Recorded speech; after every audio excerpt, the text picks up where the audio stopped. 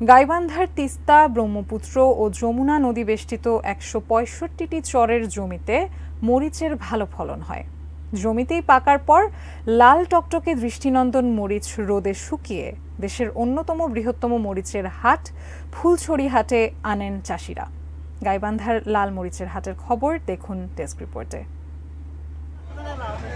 ফুলছড়ি উপজেলার গজারিয়া ইউনিয়নের পুরাতন উপজেলা হেডকোয়ার্টার্স মাঠে ২০০৪ সাল থেকে বসে এই মরিচের হাট। সূর্য ওঠার আগে ভাগেই তিস্তা, ব্রহ্মপুত্র, যমুনার বালুময় দুর্গম চর থেকে চাষিরা নৌকায় কিংবা ঘোড়ার গাড়িতে করে ফুলছড়ি হাটে আসেন শুকনো মরিচ নিয়ে।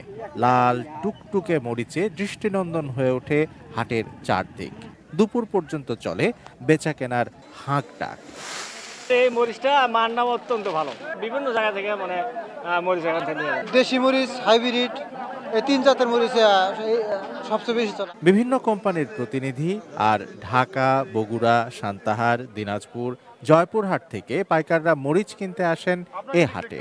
দিনে অন্তত ৩০০ থেকে ৪০০ মন শুকনো মরিচ বিক্রি হয়। হাত বদল হয় প্রায় ৩.৫ কোটি টাকা। সপ্তাহের শনি ও মঙ্গলবার এই দুদিন বসে ফুলছড়ির লাল মরিচের হাট। এখানে স্থায়ী হাট বসানো এখন সময়ের দাবি। রোদ বৃষ্টির হাত থেকে বিক্রেতাদের মালামাল রক্ষায় শেড স্থাপনের দাবিও উঠছে জোরে সোরে। এখানে স্থায়ী জায়গা না থাকার কারণে হাট লাগানোর জন্য একটু সমস্যার সৃষ্টি হয়। বৃষ্টি বাদল হলে, ঝড় বৃষ্টি এলে আমরা মাল কোথায় রাখবো? মাল ভিজে গেলে সমস্যা।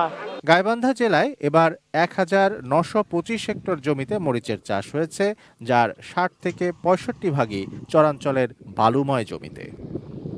আগামী বছর এই মরিচের এলাকা আরও বৃদ্ধি পাবে। কৃষি বিভাগ এ ব্যাপারে তাদেরকে প্রয়োজনীয় পরামর্শ প্রদান করছে, প্রশিক্ষণ দিচ্ছে, প্রণোদনা দিচ্ছে এবং বীজ সহায়তা সহ অন্যান্য কার্যক্রমে কৃষকদের পাশে কৃষি বিভাগ আছে। Shamsul Arefin, desk report, ATN news.